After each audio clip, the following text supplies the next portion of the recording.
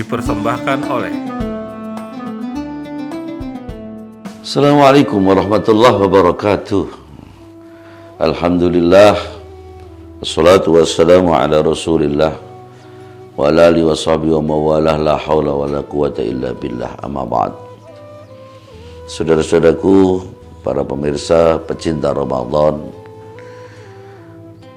alhamdulillah kita masih diberi kesempatan Allah untuk meneruskan bincang-bincang kita membahas tentang 7 orang golongan yang dilindungi Allah nanti pada yaumul qiyamah. Yang pertama kemarin sudah dibahas, yaitu imamun adil. Yang kedua adalah wasyabun nasya'a fi ibadatillah, seorang pemuda yang mencurahkan hidupnya dipakai untuk beribadah kepada Allah. Seorang pemuda, anak muda itu pada umumnya senang berhura-hura, senang senang-senang, senang jalan-jalan, senang menikmati masa mudanya. Masa muda adalah masa emas.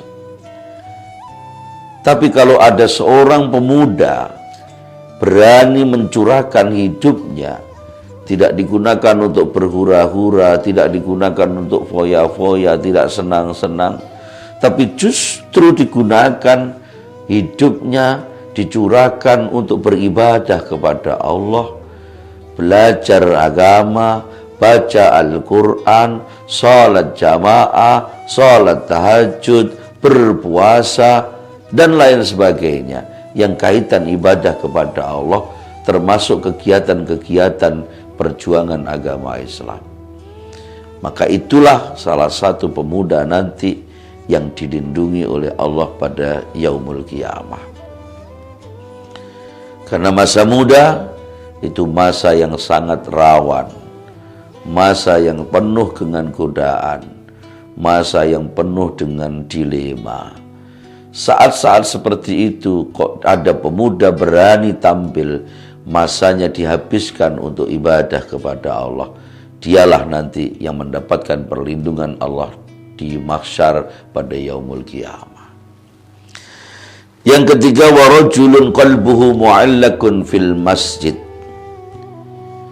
Ada orang yang hatinya selalu gandrung. Apa gandrung itu? Cinta, rindu di masjid.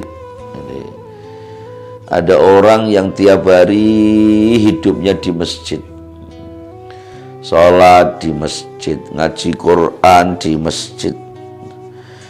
Idza kharaja minhu hatta ya'uda ilaihi. Jadi kalau seakan-akan dia keluar sebentar saja dari masjid, rasanya pengen balik lagi, rindu di masjid.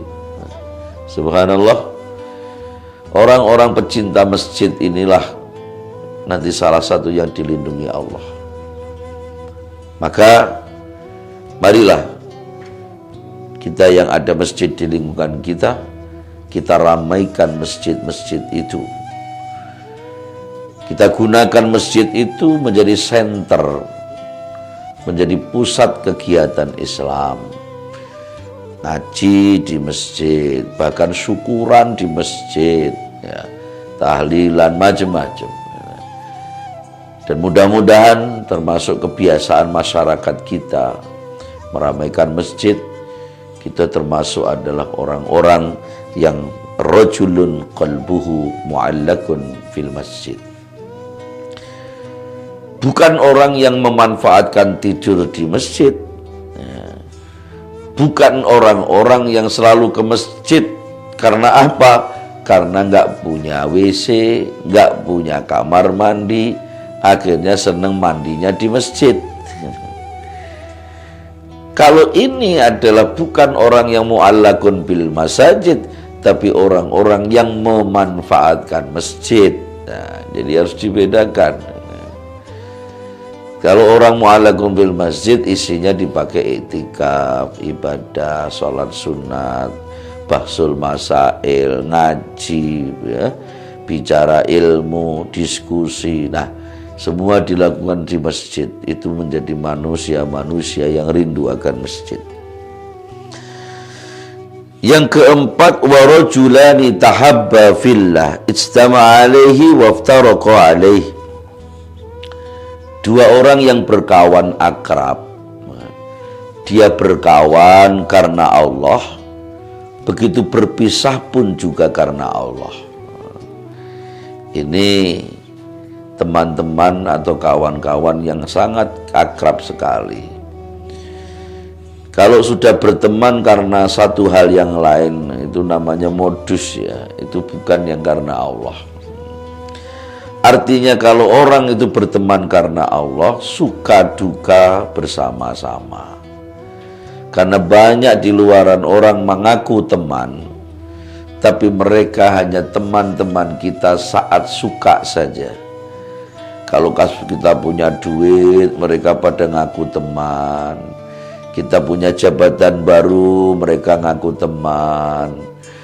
Kita mau bantu, butuh bantuan, baru ngaku teman.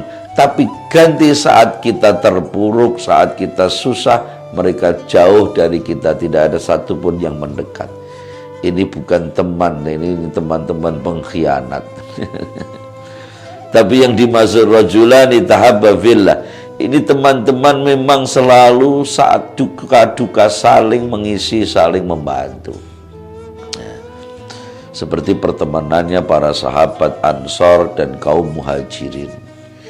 Ketika Rasulullah menyaudarakan antara orang Muhajirin dengan Ansor, subhanallah, mereka menjadi saudara, teman yang sangat erat sekali dalam suka dan duka.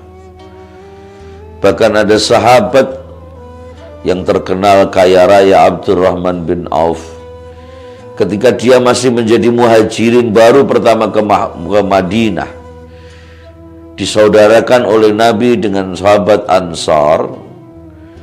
Saking senangnya sahabat Ansar disaudarakan oleh Nabi, bahkan sahabat Ansar itu sampai mengatakan kepada Abdurrahman bin Auf, Abdurrahman, kita sekarang sudah saudara, maka nggak usah sungkan-sungkan. Uangmu ya uangku, uangku ya uangmu. Rumahku ya rumahmu, rumahku ya rumahmu.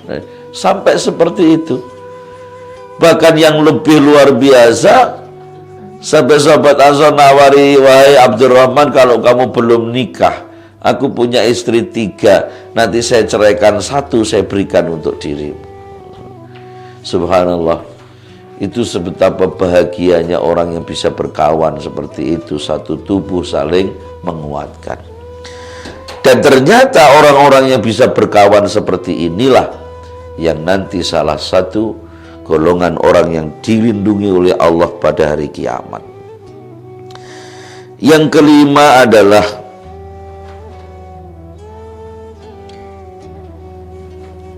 warajulun dzakarallaha fi khalwatin fafadat ainahu.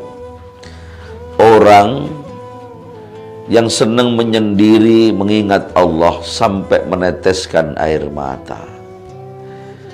Entah itu menyendiri, meneteskan air mata dalam doa, atau dalam tahajud, atau dalam berzikir, atau dalam bermunajat. Jadi dia tidak senang bergaul dengan orang-orang yang tidak ada manfaatnya.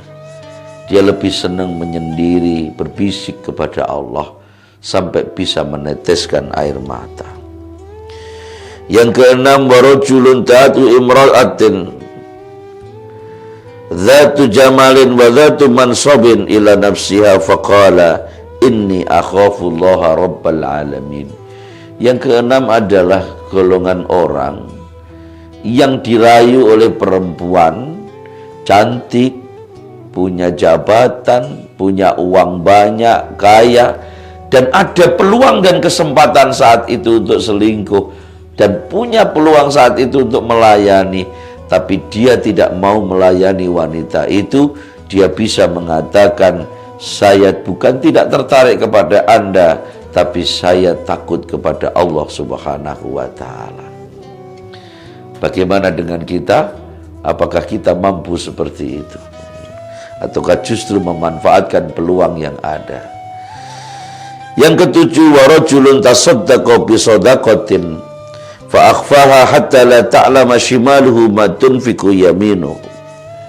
Laki-laki atau orang yang senang berbuat sedekah, yang sampai sedekahnya itu ibarat tangan kanan memberi, tangan kiri tidak mengerti. Artinya dia senang sedekah tanpa harus ditunjukkan orang lain, tanpa harus dipamerkan orang lain, tanpa harus diliput oleh mass media yang lain. Dia senang sedekah secara diam-diam.